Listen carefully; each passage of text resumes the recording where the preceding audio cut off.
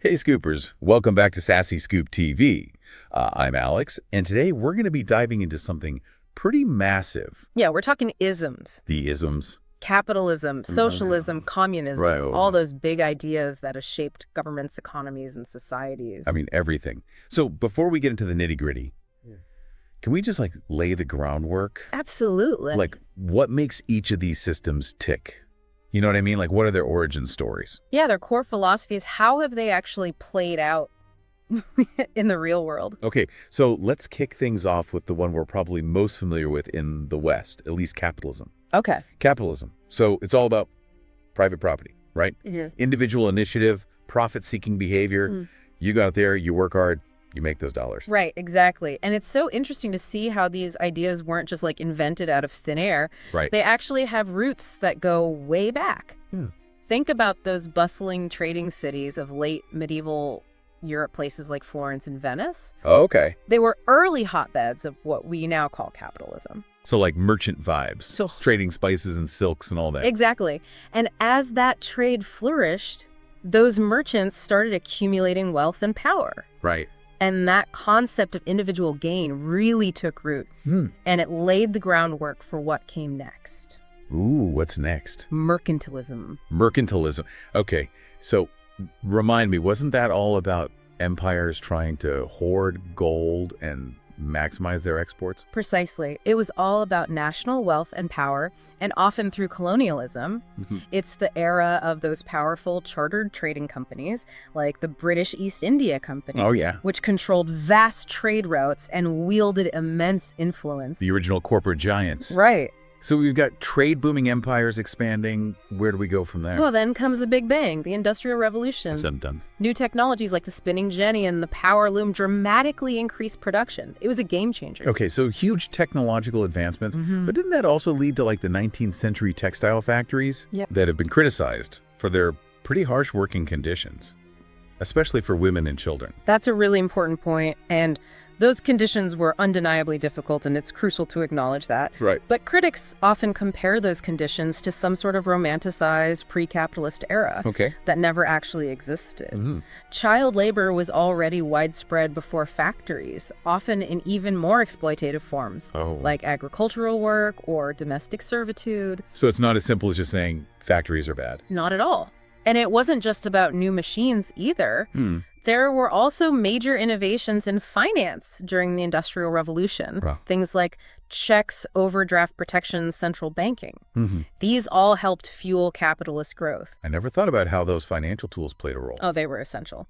And then around the mid-19th century, we see a shift towards free trade. That lays the groundwork for the globalization that we see today. And I think it's fair to say that capitalism has raised living standards for a lot of people, provided access to a wider variety of goods and services. I mean, look around. Our lives are filled with things that our ancestors couldn't even dream of. That's true. And some even argue that capitalism, despite its flaws, has brought a form of universal opulence. Ooh, universal opulence. As Adam Smith, one of the founding thinkers of capitalism, put it. I like that universal opulence. It's a good one.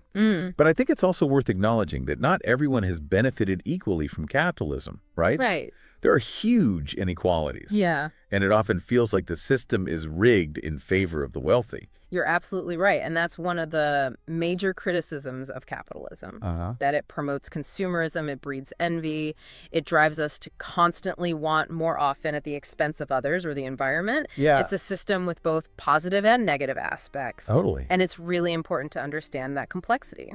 And speaking of complexity, isn't there a whole spectrum of capitalist systems out there? There is. It's not a one-size-fits-all kind of thing? Right. You have responsible capitalism, like the social market economies that you see in Europe, where the government plays a larger role in regulating the market and providing social safety nets. Then there's state capitalism, like in China, where the government maintains tight control over major industries alongside market forces. And of course, you have crony capitalism, which can be a real problem. Crony capitalism, yikes. Where success depends more on who you know than what you do. Exactly. So we've got this whole tapestry of capitalism, right from its historical roots to its modern-day manifestations. Right. But let's shift gears now and explore another big ism, Socialism. All right. What's the gist of this one? Well, socialism at its core is about social ownership or regulation of the means of production. Okay. In other words, it's about ensuring that the things we need to produce goods and services, Right. factories, land resources, are either owned or controlled by society as a whole, rather than just a few wealthy individuals. Interesting. So what's the goal of this social ownership? The ultimate aim is a more equitable distribution of wealth and resources. Okay. It's not necessarily about everyone having the exact same amount, Uh-huh. but about ensuring that basic needs are met and reducing extreme disparities. Okay, that makes sense.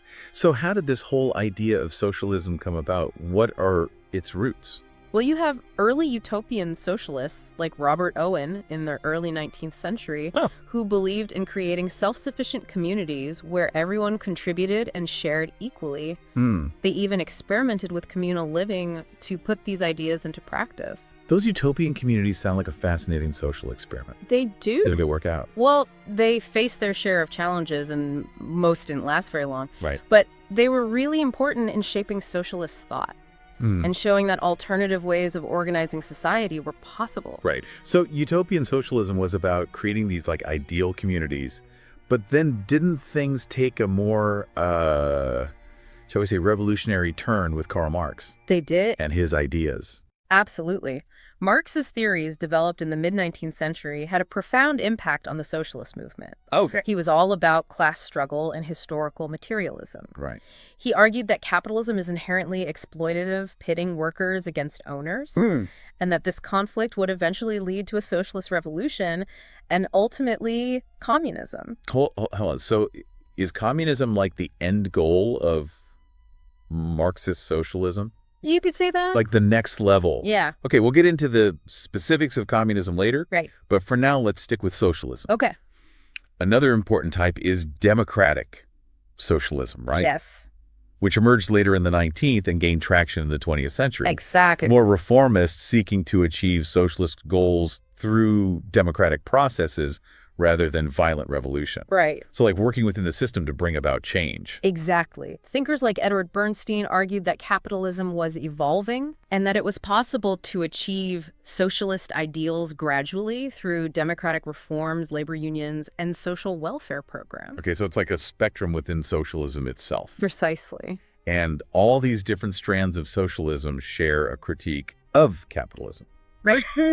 They argue that capitalism, even in its milder forms, creates exploitation. Yes. Where workers are forced to sell their labor for less than its true value-generating profit for the capitalist class. Right. That's a pretty bold claim. It is. And socialist thinkers don't stop there. They also argue that private property, a cornerstone of capitalism, can actually limit freedom. Wait, how does that work? Isn't owning stuff part of being free?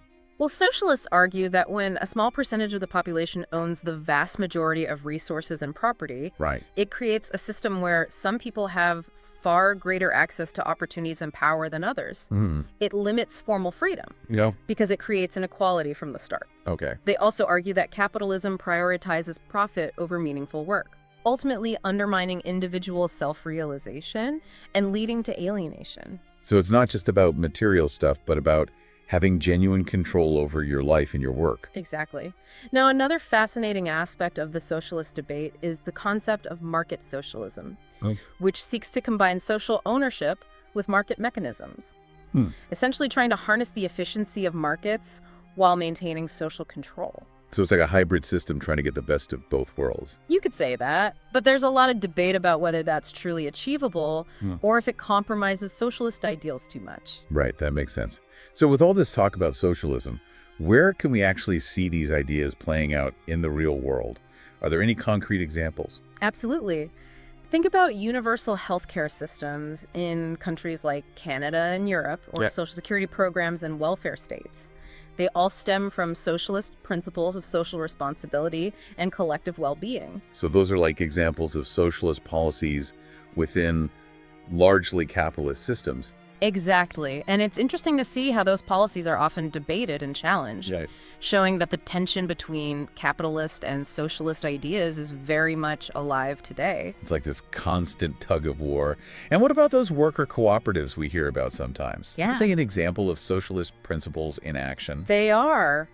A fantastic example is Mondragon Corporation in Spain. Okay. A massive worker-owned cooperative that's been incredibly successful. Wow. It demonstrates that businesses can be run democratically and prioritize the well-being of their workers while still being profitable. That's so cool. Yeah. It's like capitalism with a socialist twist. Right. All right, so we've covered capitalism and socialism, explored their histories, their philosophies, and even some real-world examples. Yes. But now it's time to tackle the grand finale, communism. What's this often misunderstood ideology all about? Communism in its purest form envisions a world vastly different from the one we live in today. Okay. It aims for a classless, stateless society, where the means of production are owned and controlled by the community as a whole. Yep. The idea is that everyone contributes according to their abilities and receives according to their needs. Okay, that sounds like a utopia.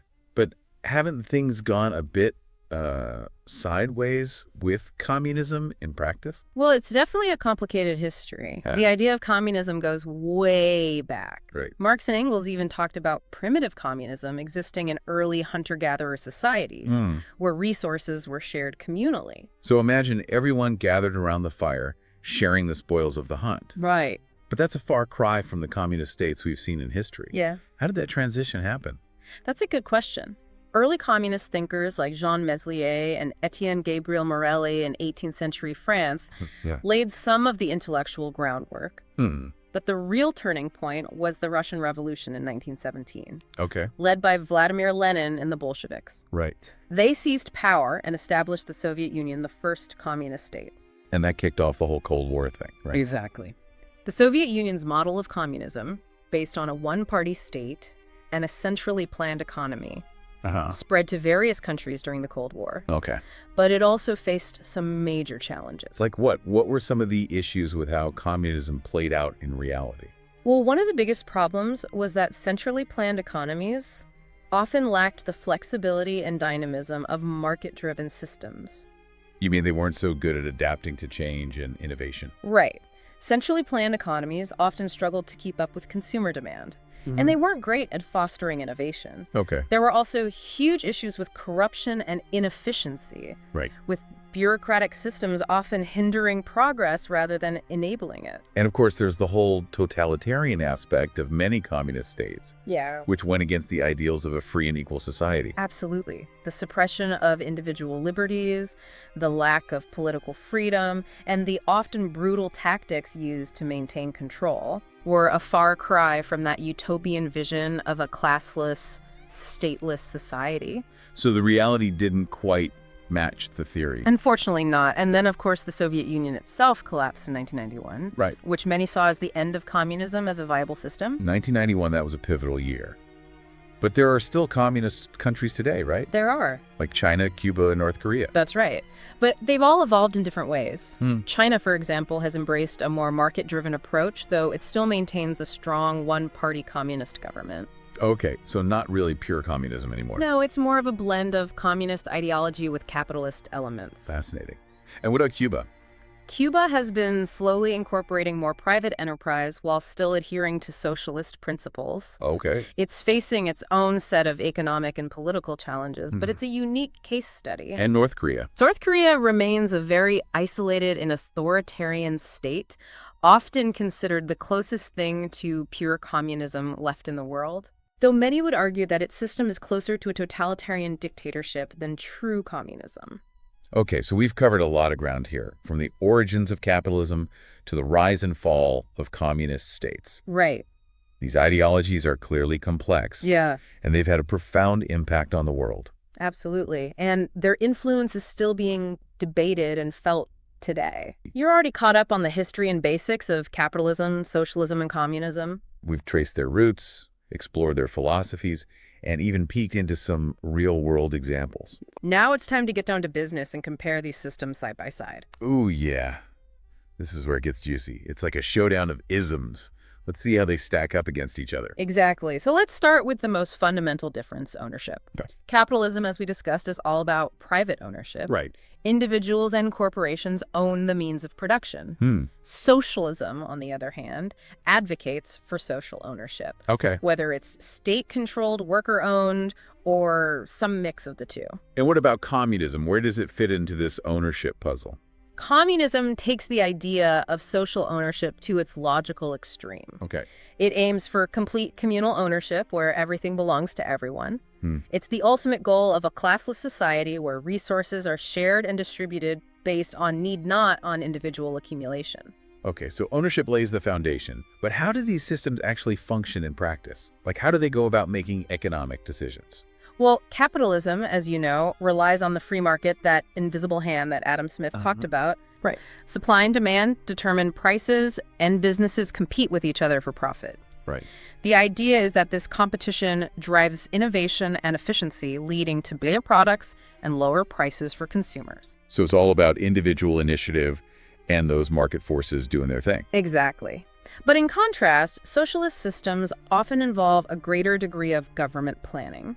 Okay. Especially in key sectors like healthcare, education, or infrastructure. So the government steps in to manage certain aspects of the economy. Yes, the government might regulate prices to make essential goods and services more affordable, set production targets to ensure there's enough of what people need, or even nationalize certain industries, bringing them under state control.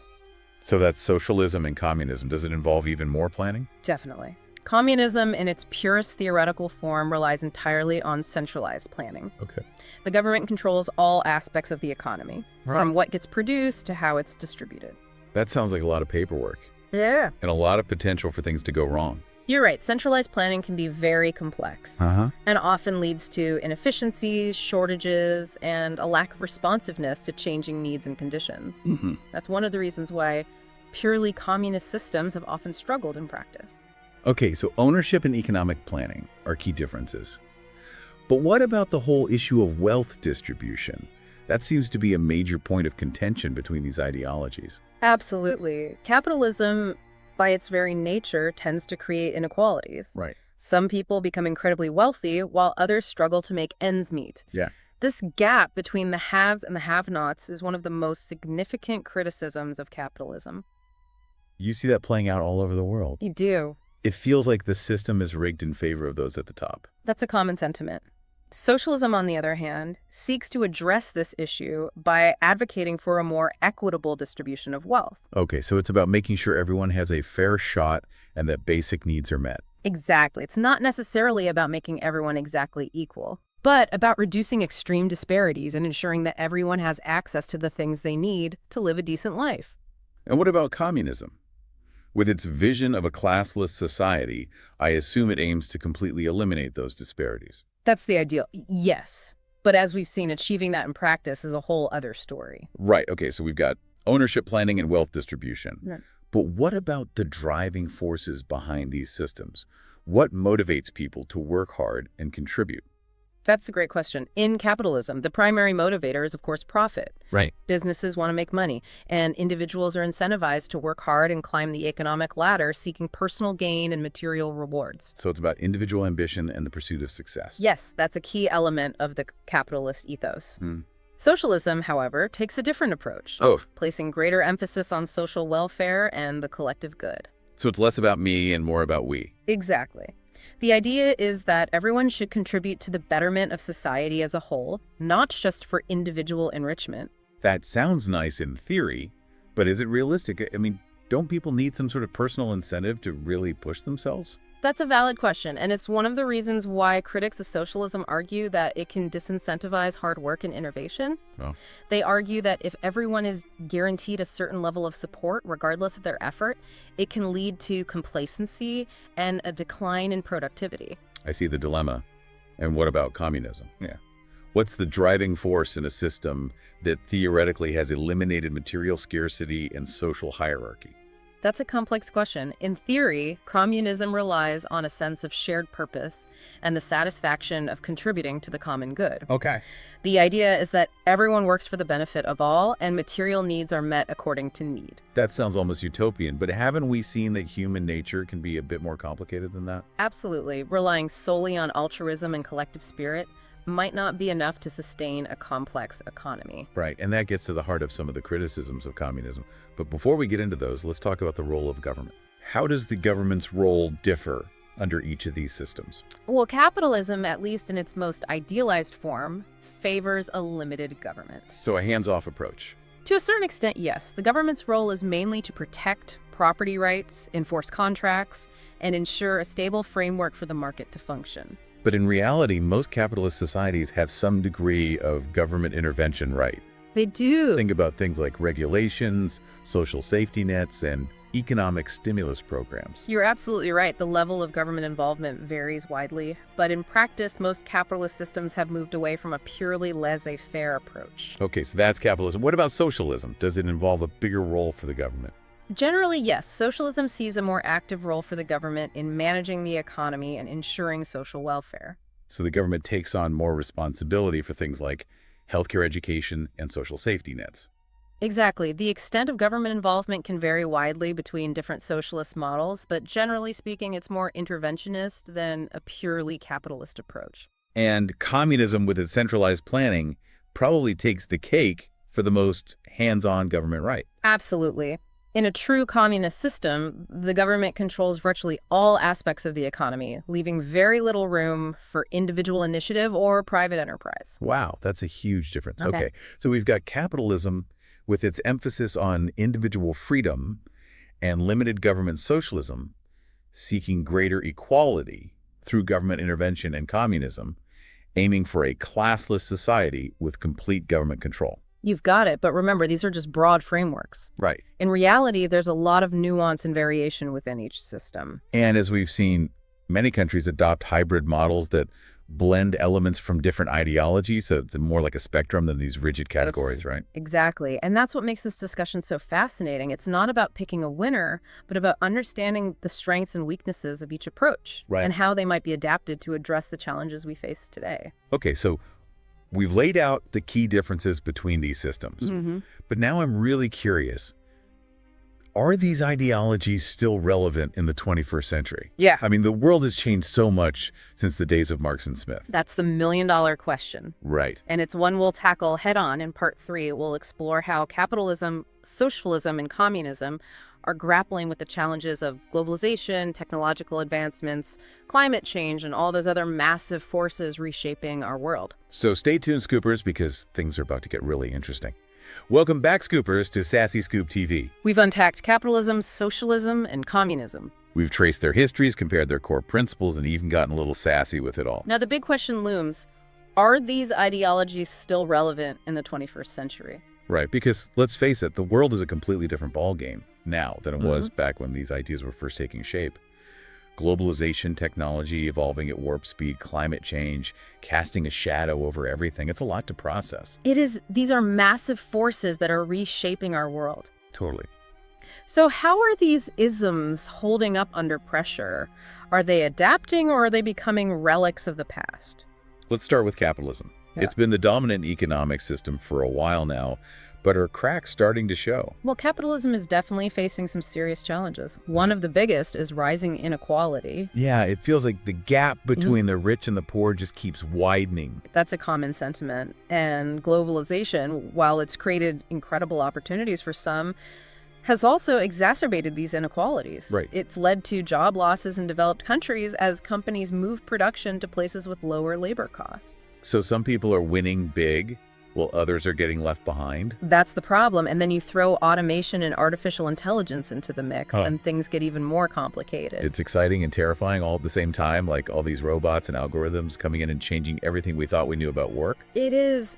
These advancements have the potential to boost productivity and create entirely new industries. But they could also lead to mass unemployment and even greater social divisions if we don't figure out how to manage them responsibly. So it sounds like capitalism needs a serious upgrade if it's going to survive these 21st century challenges.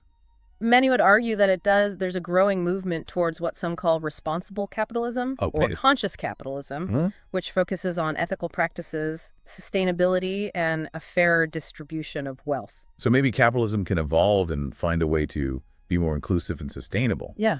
What about socialism? Is it making a comeback as people become disillusioned with the downsides of capitalism?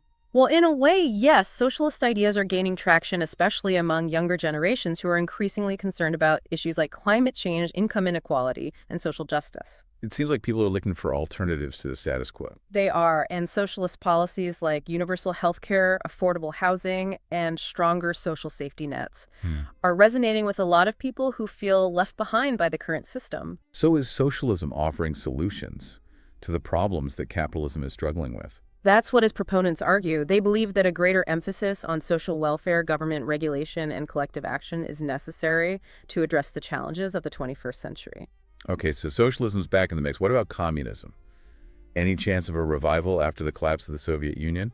Well, full-blown communism with its centralized planning and one-party state seems unlikely to make a major comeback. Yeah. The historical baggage is just too heavy. I mean, those totalitarian regimes weren't exactly a good look. Definitely not, but certain aspects of communist thought, like the focus on community cooperation and social equality, still resonate with some people, especially as we face global challenges that require collective action. So it's more about cherry-picking ideas than embracing the whole package. Exactly, and you see that happening with other ideologies, too. It's not so much about strict adherence to any oneism anymore, Right. but about finding the best ideas from different systems and adapting them to our current context. So it's less about dogma and more about pragmatism. Precisely. Now, one challenge that all these ideologies must address is climate change. Yeah, that's the big elephant in the room, isn't it? It is. The planet can't handle business as usual. We can't keep doing things the way we've been doing them. We can't. It's like we've been living beyond our means, both economically and ecologically. Exactly. So some argue that we need a radical shift away from capitalism's growth at all costs mentality. So what are the alternatives? Well, some believe that socialist principles, with their emphasis on social responsibility and government regulation, offer a better framework for tackling environmental issues. They point to things like green energy initiatives, public transportation systems, and environmental protection regulations as examples of how socialist policies can promote sustainability. That makes sense. And what about communism? Could its focus on communal ownership and resource sharing be a solution to our environmental woes? Well, some communist thinkers argue that capitalism's inherent drive for profit is the root of the environmental crisis. They believe that a system based on cooperation and shared ownership of resources would be better equipped to manage the planet's resources sustainably. So it's all about shifting away from individual greed and competition toward collective responsibility. That's the core idea. But even with these different approaches, the question remains, can any of these isms truly address the scale and urgency of the climate crisis? That's a tough question. It seems like we need more than just tweaks to existing systems. You're right. We might need entirely new models of economic and social organization, ones that prioritize sustainability and well-being over endless growth and consumption. Whoa, that's a big thought. So are we on the verge of a paradigm shift? It's certainly possible the old ways of doing things aren't working, and people are hungry for new ideas. This is all so much to think about. So, Scoopers, what do you think? Are capitalism, socialism, and communism still relevant in the 21st century? Or do we need entirely new models to navigate the challenges ahead? We'd love to hear your thoughts in the comments below. And in the meantime, if you enjoyed this deep dive, don't forget to like, subscribe, and share it with your friends. It's time for all of us to get a little sassy and informed about the big ideas shaping our world. Until next time, Scoopers, keep on scooping.